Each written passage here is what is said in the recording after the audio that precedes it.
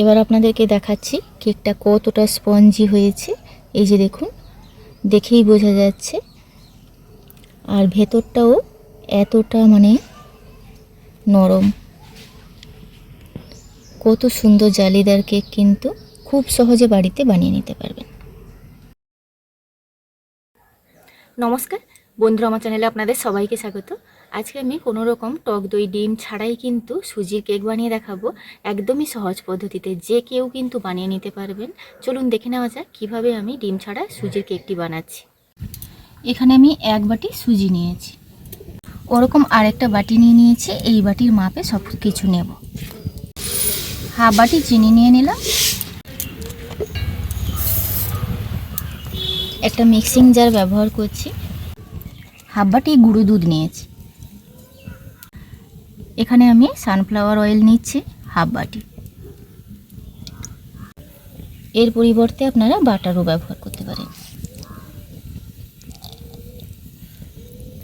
1 বাটি জল দিয়ে দিলাম। 1 টিস্পুন ভ্যানিলা এসেন্স দিচ্ছি, এতে করে ফ্লেভারটা দারুণ আসবে। 1 চুটকি লবণ দিচ্ছি।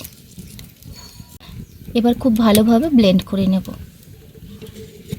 খুব ভালোভাবে ব্লেন্ড করে নিয়েছে।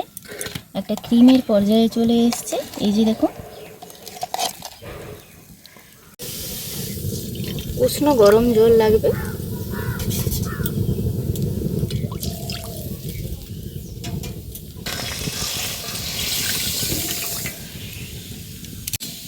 হাফ বাটি পরিমাণে জল আমি সরিয়ে রেখেছি।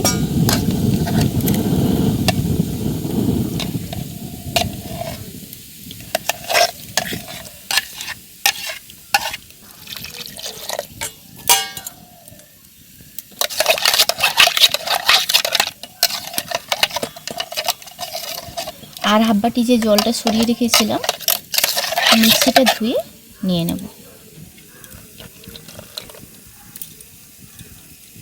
এবার সেই 1 বাটি সুজি এর মধ্যে নিয়ে খুব ভালোভাবে মিশিয়ে 10 মিনিট ভিজিয়ে রাখবো।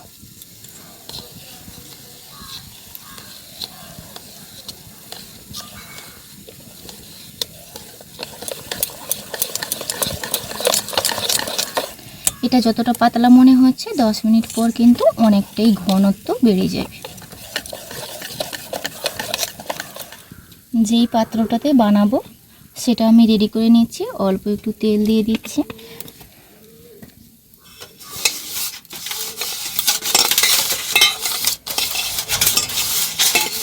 নিচে একটা সাদা কাগজ নিয়েছি। সুজিটা দেখুন অনেকটাই কিন্তু ঘন হয়ে গেছে আর অনেকটাই ফুলে গেছে। এখানে নিয়েছি আমি এটা বেকিং পাউডার।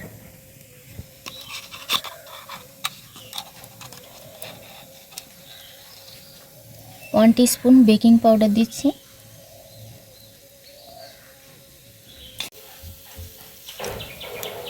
আর 1/4 টিস্পুন দিচ্ছি বেকিং সোডা। এবার খুব ভালোভাবে কিন্তু এটা মিশিয়ে নেব।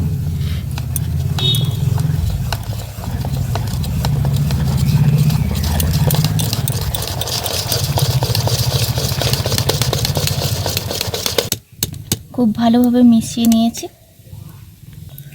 এবার যেই পাত্রটাতে কেক বানাবো ওইটাতে ঢেলে নিচ্ছি।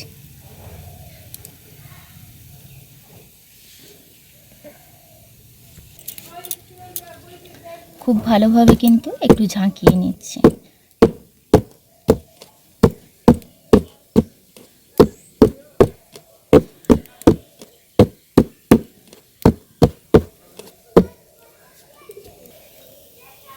এখানে কিছু কিশমিশ, চেরি আর চিনেবাদাম নিয়েছি, ওগুলো দিয়ে সাজিয়ে নেব।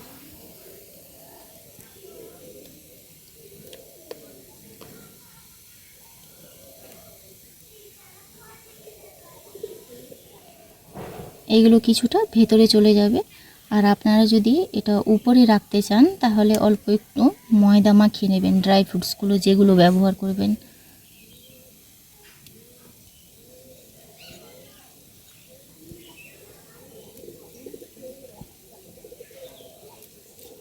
কিছু ভাজা চিনেবাদাম নিয়েছি আপনারা কিন্তু পছন্দ অনুযায়ী ড্রাই ফ্রুটস এখানে ব্যবহার করবেন।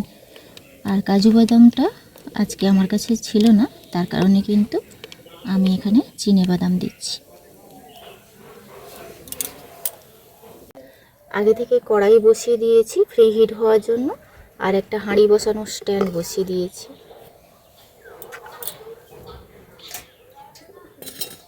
উঁচু একটা গামলি ওপর থেকে ঢাকা দিয়ে দিচ্ছি। কেকের সাইজ অনুযায়ী কিন্তু সময় লাগে, যেহেতু এখানে একটু বড় কেক বানাচ্ছি, আপাতত 40 থেকে 50 মিনিট সময় লাগবে। 45 থেকে 50 মিনিট পর আপনাদেরকে দেখাচ্ছি। অনেকটাই সময় লেগেছে, যেহেতু বড় করে হয়েছে তো।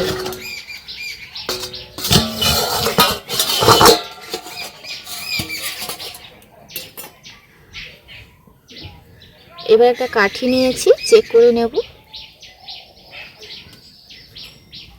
কাঠির গায়ে কোনোভাবে লেগে যাচ্ছে না, তার মানে কিন্তু কেকটা হয়ে গেছে। এবার নাবিয়ে একটু ঠান্ডা করে নেব। এটা ঠান্ডা করতে অনেক সময় লাগবে। কেকটা ঠান্ডা করতে আরও আধ ঘন্টা সময় লাগবে। তো এটা ডিমোল্ড করে আপনাদেরকে দেখাচ্ছি।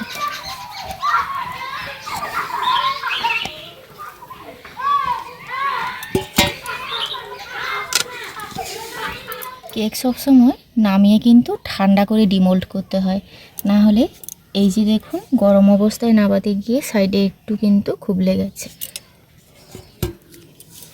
এখন আমি আপনাদেরকে কেটে দেখাবো।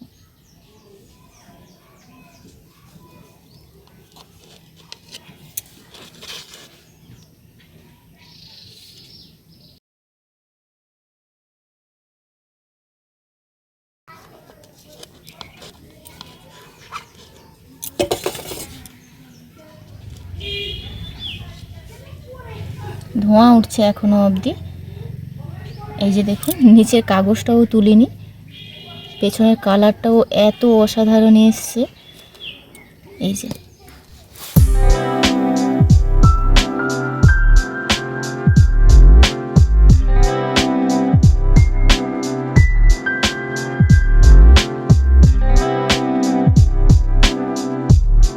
কোনো রকম ডিম ছাড়াই কিন্তু এইভাবে খুব সহজ পদ্ধতিতে সুস্বাদু কেকটি বানিয়ে নিতে পারবেন।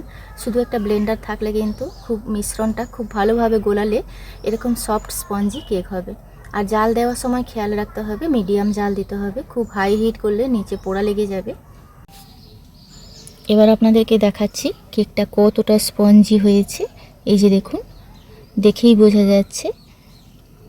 আর ভেতরটাও এতটা মানে নরম, কত সুন্দর জালিদার কেক কিন্তু খুব সহজে বাড়িতে বানিয়ে নিতে পারবেন। আজকের ভিডিওটি ভালো লাগলে অবশ্যই লাইক শেয়ার কমেন্ট করতে ভুলবেন না। আপনারা ভালো থাকবেন, সুস্থ থাকবেন, সাবধানে থাকবেন। দেখা হচ্ছে পরবর্তী একটা নতুন পর্বে।